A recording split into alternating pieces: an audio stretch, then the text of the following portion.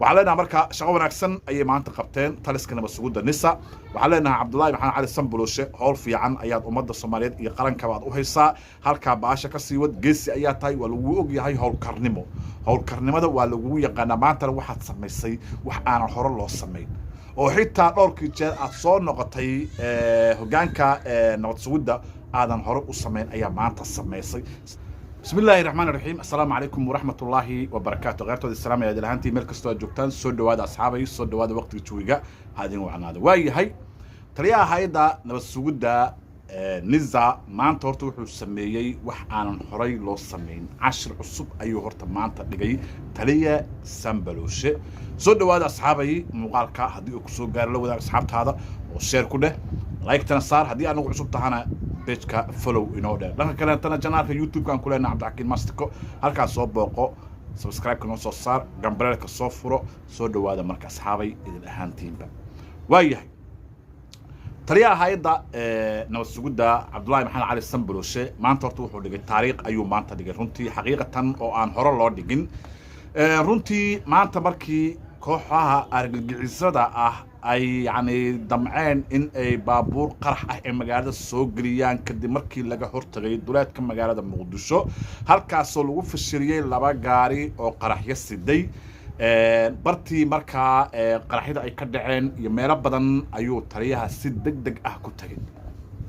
taliyaha iyo taliye ku-xigeenka iyo saraakiil keento hay'adda nisa ka tirsan ayaa waxay tageen goobihii ay ka dhaceen fashilinta qaraxyada kooxda argagixisada ah halkaasna wuxuu ugu tagay ciidankii joogay ayuu wuxuu u sameeyay dhiirigelin asagoo meelo badan soo maray asagoo ilaa Arbacow oo gaariga dambeesh lagu qarxinay ay tahay oo tagay oo shacabkii halkaas la kulmay oo yani si yani dhiiranaan ah shacabkii yani ku dhiirigeliyay yiri kana hortaga cadowga iskana dhiciya cadowga meela maanta gacmaha dhulkaad u dhigataan oo horsataan oo nabadgelyadiina aad dad kale aad ka sugtaan ma joogtaan waxa la idinkaga baahan yahay yiri waa in abniga iyo yani noloshiina aad adinka aad kasbataan la shaqeysaan laamaha abniga haddaba Sambulosha runtii si degdeg ah ayuu wuxuu ku tagay dhowr goobood labadii goobood oo qaraxda lagu fashiliyay meelo kale oo saldhiga ee degnaayeen ciidamada nabadgelyada wali hore uma dhicin mission intuu markaas dhaco fal markaas intuu dhaco taliye nabadgelyada intuu baxo halkaas oo tago oo yani soo booqdo ciidankii soo dhiirigeliyo runtii wali ma aysan hore u dhicin laakiin maanta Sambulosha taariikh ayuu dhigay xaqiiqatan oo waxaan leenahay waa mid ku dayasho mudan waayahay labada gaari maanta qaraxida rabay magaalada Muqdisho inay soo galiyaan horta waa la fashiliyay oo duleedka magaalada Muqdisho ayaa lagu fashiliyay ragii fashiliyay horta waxaan leenahay Allah u naxariisto oo halkaas ku dhintay sida wiilkan aad u jeedaan oo gaariga cad bilaa ah isku gooyay markii oo checkpoint uu soo gudbay gaarigaasi proofka ah gaarigan ayaa isku dhigay wiilkan iyo saddex kaleento ayaa ku dhintay waxaan leenahay horta ayaga Allah u naxariisto gaariga labaadna waxaa asna yani lagu xabadeeyay Arbacow meesha la yiraahdo kadib dalalkeen intuu iskaga dagay naftii haligaha ahay ayuu cararay janno soo doontay wuxuu cararay moodinto janno mar raadinayno wuxuu cararay waa gaari kale intuu asna Leeyla ah runtii marka wiilashaas waxaan leenahay maanta baxay ku baxay cadawga gacanta waxaan leenahay guul iyo gobonimo ay maanta yani Soomaali u horseedeen boqolaal shacab Soomaaliyeed ah oo magaalada Muqdisho oo la rabay in lagu dhibaateeyo ayay ka hortageen waxaan leenahay horta ayaga Allah u naxariisto qabrigooda Allah u waasiyo jannada firdawso Allah ka waraabiya ayaan leenahay runtii marka taliyaha nabadgelyada wuxuu tagay labadii meelood ee horta fashilinta ay ka dhacday halkaas wuxuu kula kulmay saraakiil iyo ciidankii nabadgelyada halkaas joogay wuxuu u sheegay in shaqada la sii laba jibaaro gaadiidka horta arkaysaan magaalada Muqdisho ayay soo gal rabeen waana 3 maalmood ka hor warbixintii ay la wadaaga kooxda xalna fadhiso gaadiidka ay sheegeen magaalada Muqdisho ayay ku jiraan ee lahaayeen weeyaan horta gaadiidkan maanta la fashiliyay oo qaraxyada siday waa wixii og yihiin barta laga soo cabeeyo iyo meesha ka soo baxayaan ay yani ka warqabaan waa sii digayaan ayaga waa sii sheegayaan waxa wax isla shaqeeyo waxa leenahay dawladda meesha la yiraahdo xalaane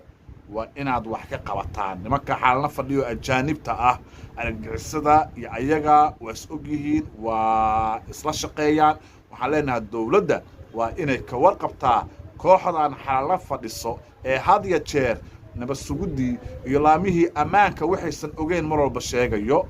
hadda koor waa idila wadaaga umeelnaa videogaas marka waxaa weeye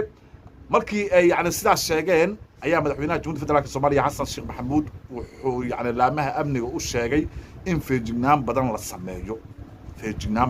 in la sameeyo dardargelinta howlaha nabadana يعني سوين لو قيب قاطو تاليسكا marka nabad sugida oo hogaamiyo Cabdullaahi Maxamed Cali Sanbaloshe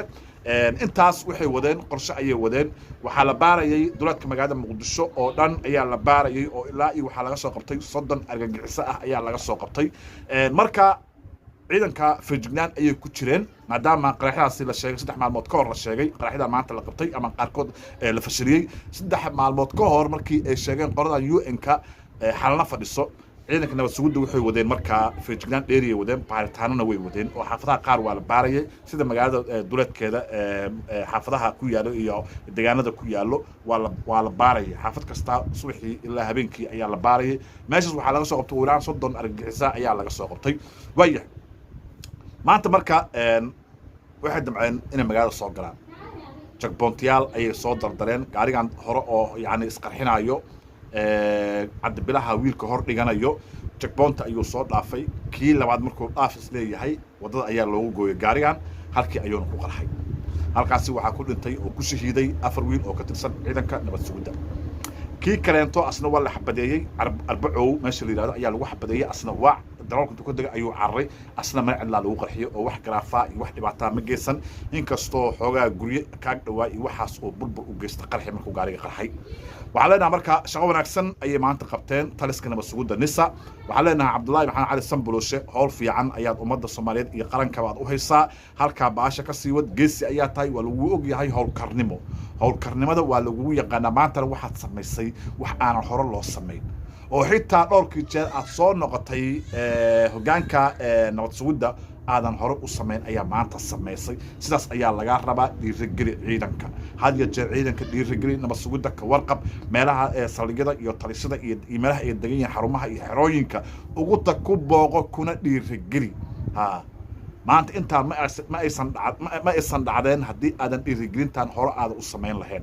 hore ayaa u samaysay waxaan leenahay taliye hore u soco waa mahadsan tahay geesi waxaa tahay ummadda Soomaaliyeed u soo baxo geesi ummadda Soomaaliyeed u soo baxay ayaa tahay sideedaba waxaa weeye qarnigiiba ummaddan qof ayaa ka soo dhaxbaxo maanta waxaan leenahay markaa Cabdullaahi Maxamed Cali Sanbaloshe geesi u soo baxay ummaddan inuu yahay waxa weeye waa marqaati doonto weeye marka insha Allah marka waxaan leenahay maanta waa la guuleystay ummad masaakiin oo badan ayaa la rabay in lagu xasuuqo sidii meesha la yiraahdo liido oo kaleento waa laga hortagay banaanka lagu qarxiyay dhibaato badan ma geysan insha Allah marka waxaan leenahay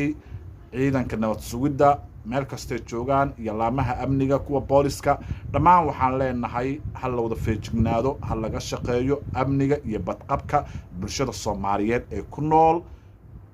caasimadda iyo dhammaan gobolada dalkaba أغياري واحد لا يحيي من قال خدود السوق على الشهر يلا أنت من أقول السلام عليكم ورحمة الله وبركاته.